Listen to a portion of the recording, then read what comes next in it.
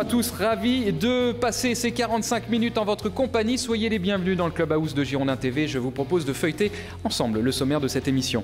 Dans quelques instants, nous allons recevoir Grégory Sertic, le jeune milieu de terrain des Girondins de Bordeaux, a de plus en plus de temps de jeu avec Francis Gillot, une situation qui lui convient forcément. On lui posera quand même la question. David Bellion sera l'autre invité de cette émission. Quelques pépins pour David Bellion, petit pépin au poignet notamment. On prendra de ses nouvelles.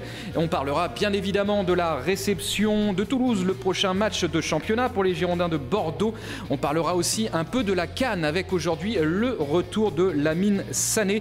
Et puis, comme d'habitude, le tour des terrains d'entraînement avec Olivier Faure et Olivier Paulin. Le premier invité de cette émission, c'est David Bellion. Bonjour David. Bonjour. On va prendre des nouvelles tout d'abord de votre santé. On sait, vous avez été blessé au poignet. D'ailleurs, on le voit sur ce plan, il y a la telle qui est posée donc, sur le plateau. Comment ça va ? Moi non, ça va. Bon, c'est des petits bobos. C'est dérangeant pour jouer parce que j'ai les mains strappées. Et donc j'ai pas de liberté au niveau de mes doigts. Pour l'espace, c'est un peu compliqué.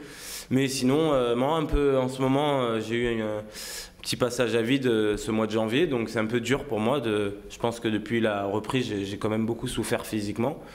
Donc on va dire que les vacances pour moi sont arrivées pas au bon moment parce que je commençais à revenir, donc je m'accroche. Ça a été un peu dur ce mois de janvier pour moi.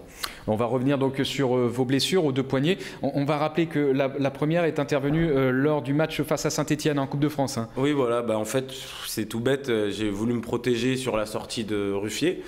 Et puis en fait en faisant la roulade, mon pouce a ripé quelque part, je sais pas, et donc ça fait un arrachement osseux et les ligaments aussi, tout a un peu lâché. Donc c'est très très douloureux. Et l'autre, c'est à l'entraînement, un de mes coéquipiers m'a écrasé la main en plein saut. Donc j'ai pris 90 kilos dans la main et donc c'est un peu écrasé, mais c'est pas trop douloureux. Mais bon, je suis obligé de jouer aussi strappé. Parce que ce coéquipier, on le rappelle, c'est Carlos Henrique. Effectivement, c'est pas le plus léger de l'effectif. Non, mais il a pas fait exprès. J'ai fait une tête plongeante, j'avais la main au sol et il a voulu se réceptionner et c'était sur la main. Donc c'est pas de chance. Donc l'attelle sur votre poignet droit, vous l'avez 45 jours, c'est ça ? À peu près, ouais. À peu près. Et en revanche, ça risque d'être un peu plus court pour oui, je pense que c'est plus une question de gauche, protéger pendant les matchs pour le moment, mais bon, pour la vie de tous les jours, je peux l'enlever, je pense, de temps en temps. C'est ce que m'a dit le professeur spécialiste de la main. Est-ce que ça change vos sensations au cours de la rencontre, dans le cadre des matchs ? Totalement. Je l'ai senti en fait pendant le match contre Valenciennes. Quand je suis rentré à la mi-temps, déjà physiquement, j'étais très fatigué en rentrant. Mais dans tout ce que je faisais, j'arrivais pas à jouer parce que je n'avais pas en plus strappé. J'avais juste laissé comme ça. Et j'avais encore à l'époque, ça faisait même pas une semaine, donc j'avais vraiment très mal. Et au bout du premier choc, j'ai retapé, je sais plus contre quel joueur, et j'ai souffert tout le match. Donc il faut vraiment faire attention. Et surtout qu'après, pour se protéger, j'avais presque le bras, je le mettais presque comme ça pour me protéger. Donc forcément, je courais moins vite, mes contrôles, je faisais n'importe quoi sur le terrain. Donc j'en ai parlé au docteur pour bien me strapper pour les prochains matchs, mais c'est un peu compliqué. Ouais. Et malgré tout, vous continuez à jouer, à être dans le groupe, ça ne vous empêche pas d'être présent ?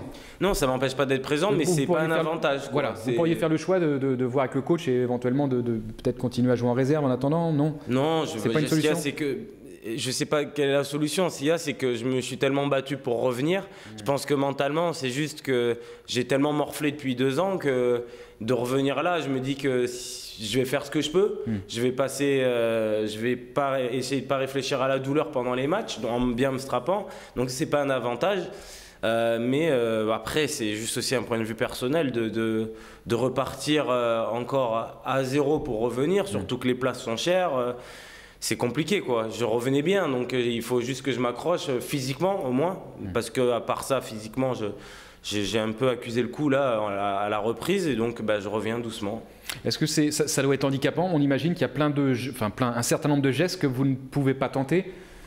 Parce Après, que, je dis n'importe quoi, une reprise de volée, vous n'allez pas le faire, vous n'allez pas vous réceptionner. Si, après, s'il y a sur le terrain, on réfléchit pas. À un moment donné, des fois, on fait des jeux à la main à l'entraînement. Donc, des fois, je peux pas vraiment jouer. Des fois, je joue et le réflexe un peu d'aller récupérer le ballon ou de faire une reprise, on pense pas. Je me jette. Après, si j'ai mal, c'est pas grave.